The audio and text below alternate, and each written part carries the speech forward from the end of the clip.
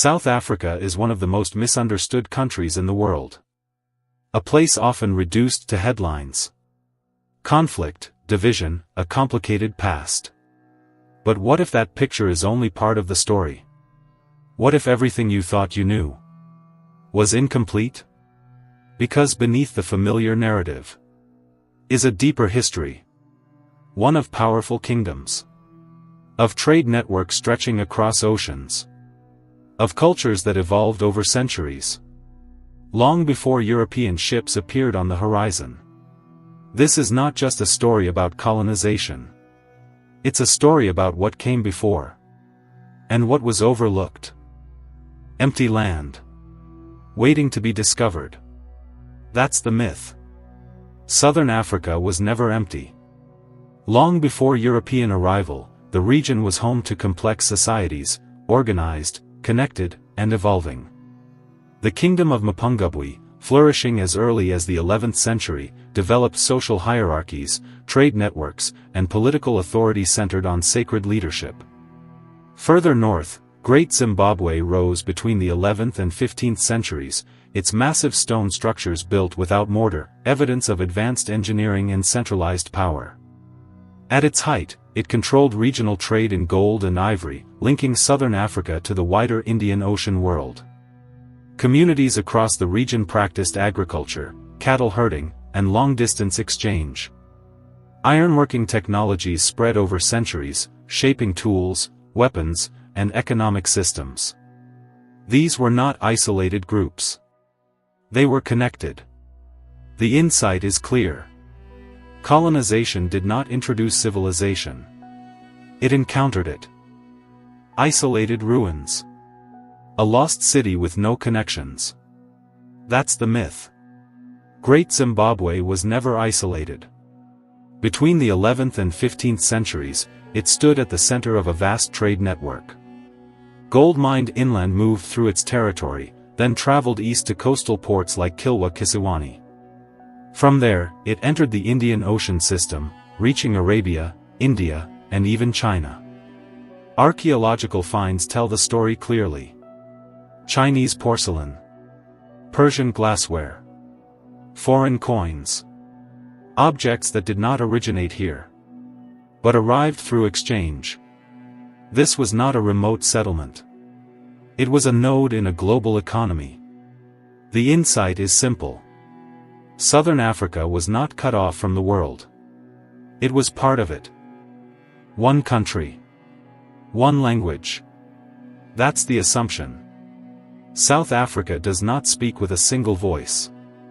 It recognizes 11 official languages, including Zulu language, Xhosa language, Afrikaans, and English language, each rooted in different histories, communities, and identities. Some carry the rhythms of ancient oral traditions. Others reflect colonial encounters and cultural blending. They are spoken in homes, in schools, in government.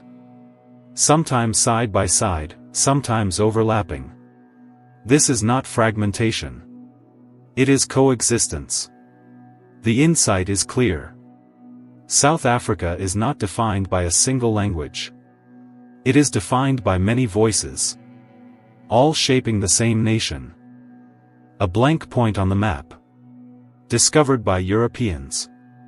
That's the myth. The Cape was already known. Long before the Dutch arrived in 1652, the southern tip of Africa was part of established maritime routes. Portuguese navigators had rounded it in the late 15th century, most famously Bartolomeu Dias, mapping it as a key waypoint between Europe and Asia. But even that was not the beginning. For centuries, indigenous communities lived, traded, and moved across the region. The Khoikhoi engaged in exchange with passing sailors, supplying fresh water, cattle, and local knowledge to ships navigating the route. When the Dutch East India Company established a settlement at the Cape, it was not discovering a new world. It was inserting itself into an existing one. The insight is simple. The Cape was not found. It was already part of global movement. Long before it became a colony. Just a stop along the way. Nothing more. That was the plan. In 1652, the Dutch East India Company established a small outpost at the Cape. Its purpose was simple: resupply ships traveling between Europe and Asia with fresh water, food, and rest. Not a settlement. Not an empire. But plans rarely stay small. The station began to expand. Land was claimed. Farms were established. European settlers, later known as Boers, moved inland, transforming a temporary stop into a permanent presence. Trade turned into control. Supply turned into settlement. And slowly, the outpost became a colony. The insight is clear. Colonization did not always begin as conquest. Sometimes, it began as convenience. And grew into something much larger. War takes many forms. Some are hidden. During the Anglo-Boer War, 1899 to 1902, Britain implemented camps to contain Boer civilians, mostly women and children, and African communities. These were not extermination camps as seen later in history, but conditions were harsh. Overcrowding, disease, and malnutrition caused tens of thousands of deaths. Families were uprooted from their farms and sent to these camps, far from home. The camps shocked the world and fueled criticism of British military tactics, raising questions about the human cost of imperial conflict. The insight is stark. Concentration camps did not begin in Europe. They emerged first in southern Africa. A painful chapter in the history of modern warfare. Europeans marching, guns ready. Africa standing firm. That's the usual image. In 1879, the Anglo-Zulu War tested assumptions about military power. The Zulu people, under King Shaka Zulu's legacy of disciplined regiments and battlefield strategy, confronted British forces with remarkable skill. At the Battle of Isandlwana, thousands of Zulu warriors defeated a well-armed British column, one of the most significant indigenous victories over a colonial army in history. Yet, despite bravery and strategy, the war eventually ended with British victory, aided by superior logistics and reinforcements. The insight is profound. Southern Africa was not defenseless. It was a stage for power, strategy, and resistance. Even against the era's most formidable European armies. Segregation was everywhere. But many think it was only social. Apartheid was law. From 1948 to 1994, the Republic of South Africa government enforced racial separation through hundreds of statutes. The black South Africans were denied land, education, political participation, and freedom of movement. The pass laws controlled where people could live and work. Public spaces, schools, and transportation were strictly segregated. Resistance was met with imprisonment, exile, or violence. This was not random discrimination. It was carefully planned. Systematic. The insight is clear. Apartheid shaped South Africa for generations. Its effects on society, economy, and identity are still felt today. Oppression met defiance. Always. Resistance in South Africa didn't begin in the 20th century. From the earliest days of European settlement, indigenous communities, such as the Khoi and San people, resisted land seizure and forced labor. Later, the Xhosa people engaged in a series of frontier wars against colonial expansion. During the 19th and 20th centuries, political movements and leaders, from early revolts to organized resistance, challenged settler and apartheid authorities. Figures like Nelson Mandela became symbols of persistent struggle, but they were part of a continuum of defiance stretching back centuries. The insight is unmistakable. South Africa's history is not just about domination. It's also about enduring resistance. From the very first encounter to the fall of apartheid. A cell. A man. A movement. Nelson Mandela spent 27 years in prison, much of it on Robben Island, for his role in opposing apartheid. He endured harsh labor, isolation, and strict confinement, but he never abandoned his vision for a free and equal South Africa. During those decades, Mandela became more than a prisoner. He became a symbol, both within South Africa and across the world, of resilience, dignity, and moral authority. His writings and quiet leadership from behind bars inspired activists, shaped international opinion, and kept the struggle against apartheid alive. The insight is profound. Even behind walls, resistance can grow. Mandela's imprisonment did not silence the movement, it amplified it, turning one man into a global emblem of justice. Revolution. Bloodshed. Collapse. That's the expectation. South Africa chose a different path. In the early 1990s, negotiations between the apartheid government and liberation movements began to reshape the country's future. Leaders like F.W. de Klerk and Nelson Mandela entered talks that would dismantle a system built over decades. It was not simple. There was violence, tension, uncertainty. But the transition itself, the transfer of power, was largely negotiated, not imposed by total war. In 1994, South Africa held its first democratic elections, marking the official end of apartheid and the beginning of a new political order. The insight is clear. Change does not always come through destruction. Sometimes, it is built, carefully, imperfectly, through dialogue. After injustice comes retribution. That's the expectation. South Africa chose another path. In 1995, the Truth and Reconciliation Commission was established to confront the crimes of apartheid. Victims spoke publicly about what they endured. Perpetrators could confess their actions in exchange for possible amnesty.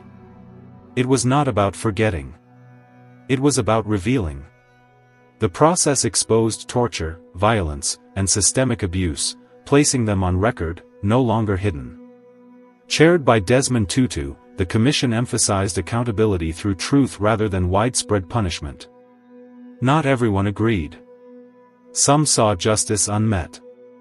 But the approach shaped a different kind of transition. One focused on acknowledgement, not revenge. The insight is clear.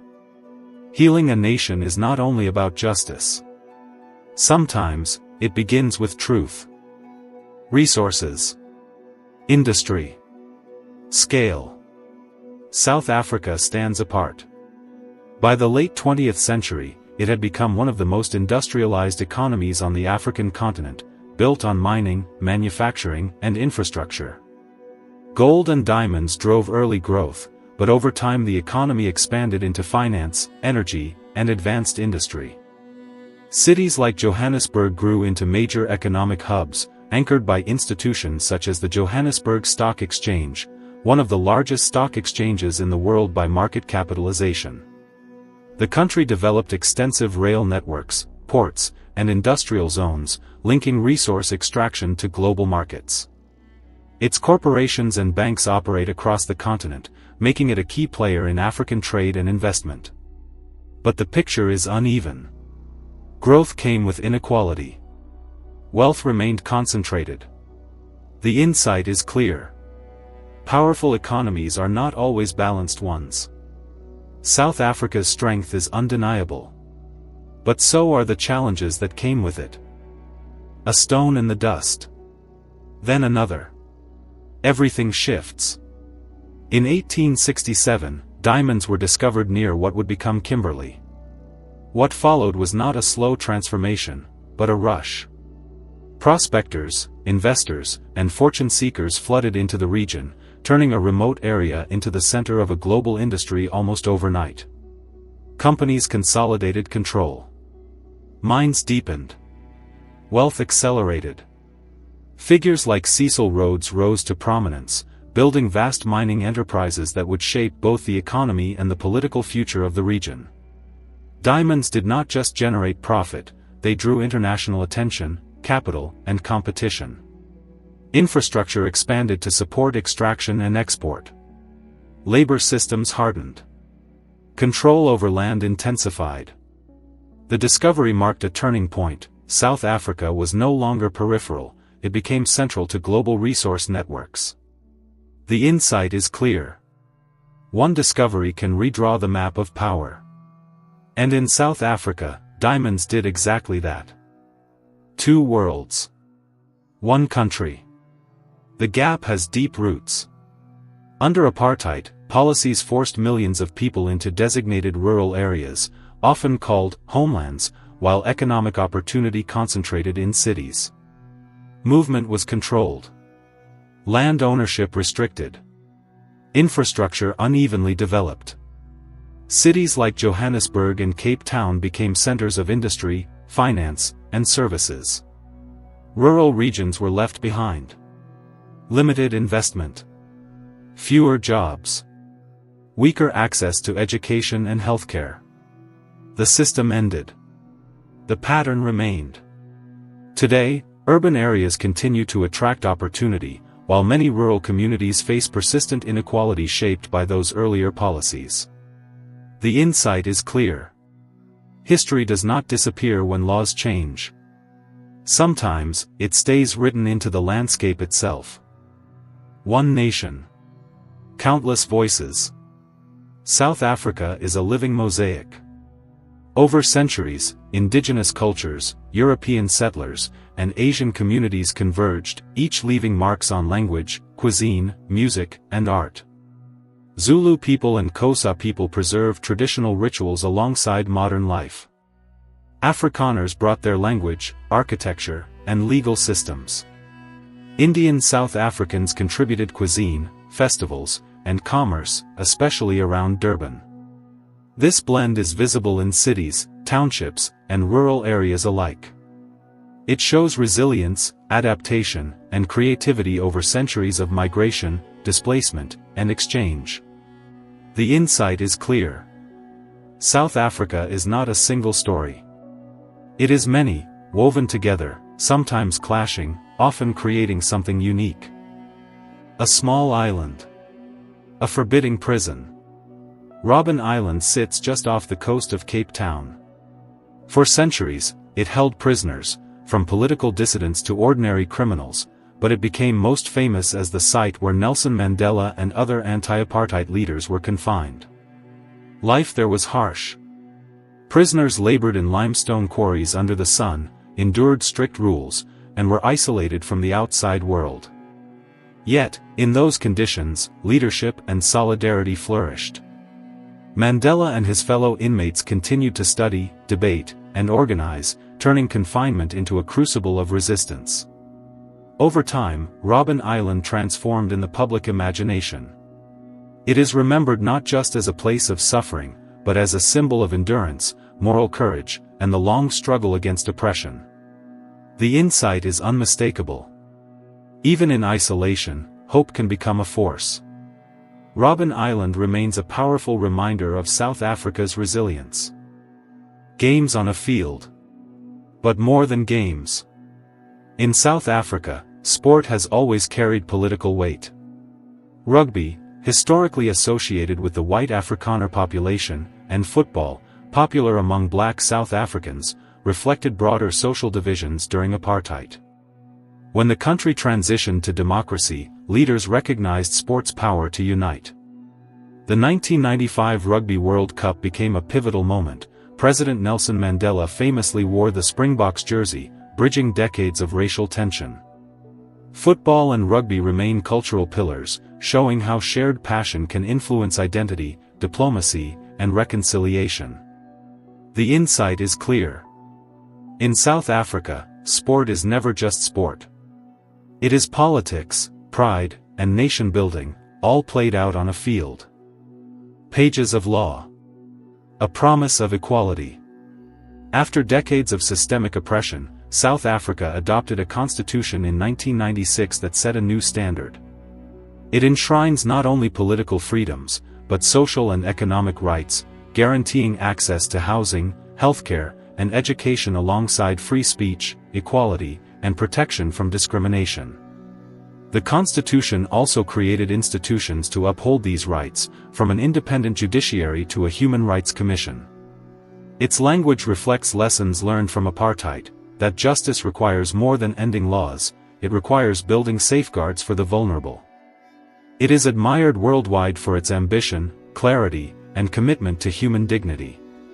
The insight is unmistakable. South Africa's constitution is more than a legal document.